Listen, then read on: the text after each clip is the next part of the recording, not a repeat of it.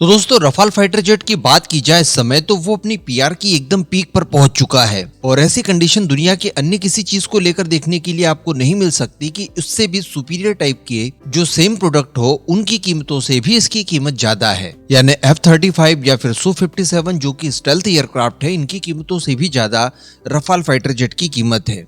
तो कारण क्या होगा इसके पीछे? कारण यही होगा कि ये फाइटर जेट अपने आप में बहुत ज्यादा कैपेबल है। इसके अलावा जो इसे पीआर मिलने का सबसे बड़ा कारण था वो भारत का था।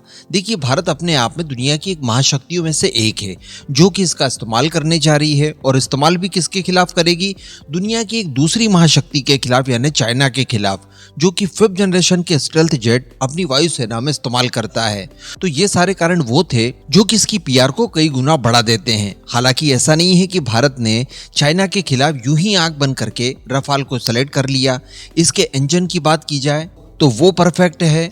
बात की जाए इसकी इलेक्ट्रो वॉरफेयर सूट की तो वो दुनिया के सर्वोत्तम वॉरफेयर सूट में से एक है। इसके वेपन पैकेज की बात की जाए तो वो भी दुनिया के टॉप क्लास वेपन पैकेज में से एक माना जाता है। तो इस तरह की सभी क्षमताओं से मिलजुल कर जो पैकेज तैयार होता है वो चाइना के ऊपर भारत को एज दे सकता है।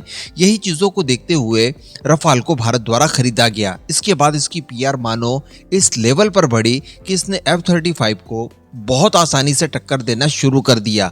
हम लोगों ने बैक टू बैक देखा कि जहां पर F-35 का नंबर नहीं लगा, यानी जिन देशों को F-35 नहीं मिल पाया, उन लोगों ने रफाल को खरीदना शुरू कर दिया। अगर आप यूएई का देखें, सऊदी अरेबिया का देखें, तो इन लोगों को जैसे ही F-35 का इनकार किया गया, इन्होंने रफाल खरीदने में देर नहीं लगाई। हालांकि सऊदी अरब की डील अभी बाकी है, लेकिन बताया ये जा रहा है कि वो लगभग 200 की संख्या में रफाल F-4 खरीद सकते हैं। जबकि यूएई की बात की जाए तो उसने ऑलरेडी 80 की संख्या में रफाल F-4 ऑलरेडी खरीद लिए हैं। टर्की को भी जब F-35 देने से इनकार कर दिया गया तो वो भी रफाल खरीद सकता था, लेकिन ये बात अलग है कि उसे दिए नहीं गए। अब अगर बात कर ली जाए F-35 के प्रोग्राम पर तो आप थोड़ा सा ध्यान से सुनिएगा क्योंकि आंखें तक बाहर आ सकती है और मैं आपसे रिक्वेस्ट करूंगा कि इसे आप अपने इमका प्रोग्राम और उसमें होने वाले खर्चे से कंपेयर जरूर कीजिएगा। तो देखिए, बताया ये जाता है कि F-35 उस वेपन प्रोग्राम का एक पार्ट था जिसके तहत टोटल 1.7 ट्रिलियन डॉलर्स इन्वेस्ट किए जाने थे, जिसके रिसर्च एंड डेवलपमेंट के लिए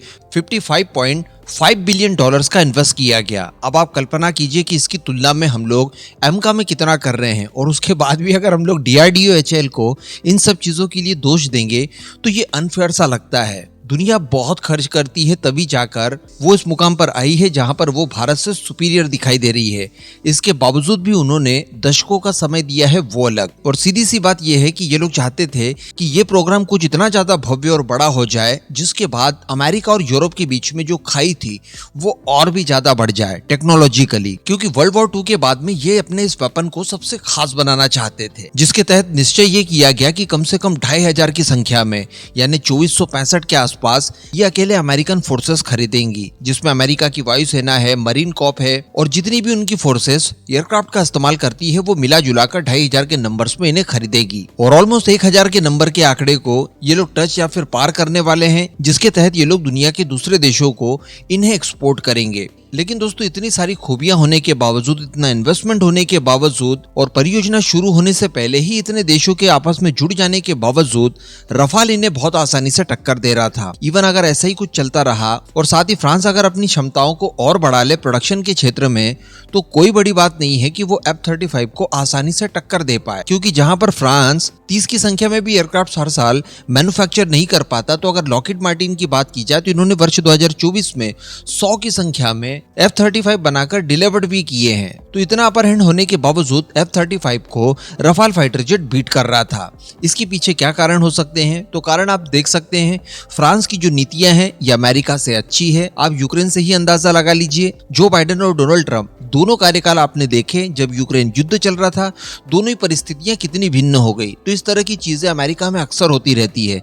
जबकि फ्रांस की बात की जाए तो फ्रांस एक तरह की पैरेलल नीति चलाता है किसी भी देश के प्रति, तो यहाँ पर लोग ज्यादा कंफर्टेबल होते हैं। इसी वजह से फ्रांस के वेपन खरीदना रिलायबल माने जाते हैं। इसके अलावा जैसा मैंने आपको बताया कि इसका वॉरफेयर सूट, इसका इंजन और साथ ही इसका वेपन पैकेज ये बहुत ही ज्यादा इंपॉर्टेंट है। इसी वजह से दोस्तों अब अमेरिका का ध्यान इन सब चीजों के ऊपर भी गया है। बाकी सारी चीजें तो अमेरिका ने भी परफेक्ट तैयार कर दी, लेकिन वेपन पैकेज की बात की जाए तो meteor missile Rafale fighter jet को बहुत ही ज्यादा मजबूत बनाती है। और जहां रफाल फाइटर जेट ने यूरो फाइटर टाइफून के साथ कंपटीशन करना था, तो यूरो फाइटर टाइफून बहुत पिछड़ते हुए रफाल सीधे F-35 के कंपटीशन में पहुंच गया। और अब आपको जानकर आश्चर्य होगा कि अमेरिका ने अपनी इस कमी को भी पूरा करने के लिए ठान लिया है। E-1 F-35 से पहली मीटियोर मिसाइल को लॉन्च वगैरह और उसके टेस्ट फ्लाइट वगैरह कंडक्ट करवाए जा चुके हैं। जी हाँ, दरअसल ये अमेरिका और यूके दोनों की तरफ से साझा तौर पर एक प्रोग्राम चलाते हुए टेस्टिंग वगैरह की गई है, जिसमें F-35B लाइटनिंग 2 का इस्तेमाल किया गया,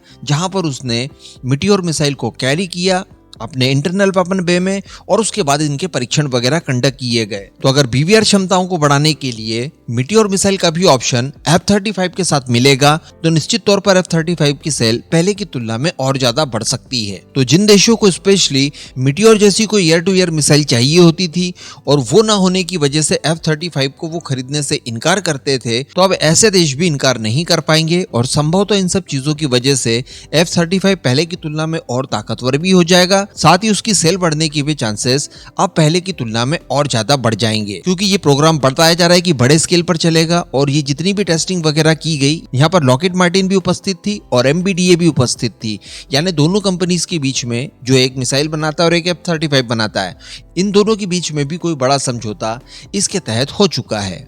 इस पूरे मुद्दे पर अब आपका क्या मानना है, नीचे कमेंट करके जरूर बताइएगा।